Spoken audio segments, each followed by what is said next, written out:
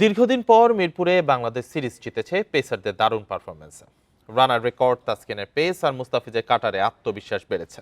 তবে পুরনো বলে আরও কাজ করার আছে বলে মনে করেন বিসিবি কোচ ও সাবেক পেসার তালহা জুবায়ের। পাকিস্তান সিরিজের মতো নিউজিল্যান্ড সিরিজেও সহজ হবে না বলে মনে করেন এই কোচ।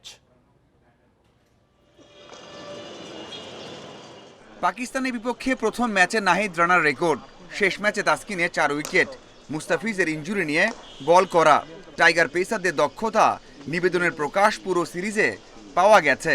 তবে একটা জায়গাতে এখনও উন্নতির সুযোগ দেখেন বিসিবি কোচ ও সাবেক পেসার।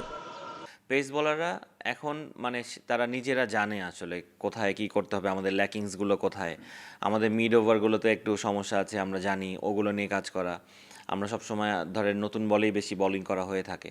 সো পুরনো বলেও যে আমাদের একটা স্কিলের ব্যাপার আছে, পুরনো বলেও যে আরও প্র্যাকটিসের ব্যাপার আছে, এই জিনিসগুলো ওরা নোটিস করেছে সবাই। ইনজুরি সতর্কতায় তাসকিনকে টানা ম্যাচ খেলানো হয় না। তবে পাকিস্তান সিরিজে 6 দিনে 3টা ওয়ানডে ম্যাচ খেলেছেন, পারফর্মও করেছেন দারুণ। বয়সের সাথে ফিটনেস নিয়ে আরও সিরিয়াস হয়েছেন স্পিড স্টার। কাছে মনে হয় তাসকিন খুব ভালো শেপে আছে মেন্টালি, এবং ও যেভাবে ওর ফিটনেসটা, আমি ওকে যেটা বলেছি যে ওর ফিটনেসটা আর একটু বেটার যদি হয়, কারণ দেখেন আপনি এখন কিন্তু বয়স হচ্ছে, রাইট? সো আপনার বয়সের সাথে সাথে আগের ইয়াং তাসকিন আর এখনকার তাসকিন কিন্তু একটু হলেও ফিটনেসে ঘাটতি থাকবে। সো ওই জায়গাটায় আমরা যদি আর একটু কাজ করতে পারি, ও যদি, এবং ও he is ready to work hard. নিউজিল্যান্ডের বিপক্ষে চ্যালেঞ্জটা বেশি হবে বাংলাদেশের। তারপরেও দীর্ঘমেয়াদী উন্নতির জন্য পাকিস্তান সিরিজের মতোই উইকেট চান তালহা। ওরা সবসময় এই ধরনের উইকেটেই খেলে, ট্রু পেস, ট্রু বাউন্স।